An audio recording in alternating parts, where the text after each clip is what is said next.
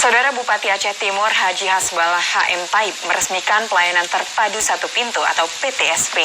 Peresmian ditandai dengan pemotongan pita di pintu utama ruang PTSP Kejari Aceh Timur di ID pada Rabu kemarin. Berikut beritanya untuk Anda. Kejari Aceh Timur, Abun Hasbullah Syambas mengatakan, PTSP ini adalah langkah pihaknya dalam memberikan pelayanan prima terhadap masyarakat. Namun dalam membuat pengaduan, diharapkan masyarakat harus memberikan data dan fakta yang sebenarnya. Setiap pengaduan yang masuk tentu akan dilakukan pengecekan untuk ditindaklanjuti, baik sifatnya internal Kejari atau berbagai penyimpangan di luar. Sebelum meresmikan ruang PTSP, Bupati Aceh Timur dan Kejari Aceh Timur serta pejabat lainnya memusnahkan barang bukti narkoba seperti ganja, sabu-sabu, minuman keras, serta handphone milik terdakwa yang sudah memiliki ketetapan hukum.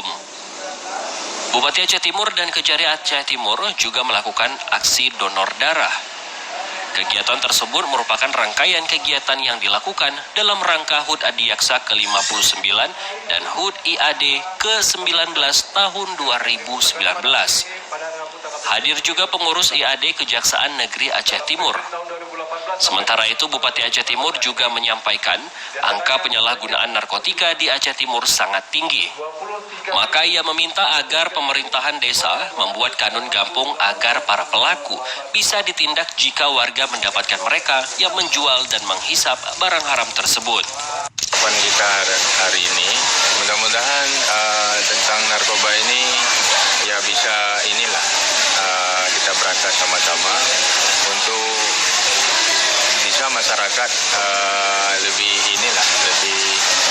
gimana untuk mengantisipasi, karena tentang pemberatan narkoba ini pemberatasan harus ada semua pihak, tidak hanya kejaksaan atau kepolisian dan juga saya pemerintah, tetapi masyarakat harus juga ikut dalam melakukan hal ini.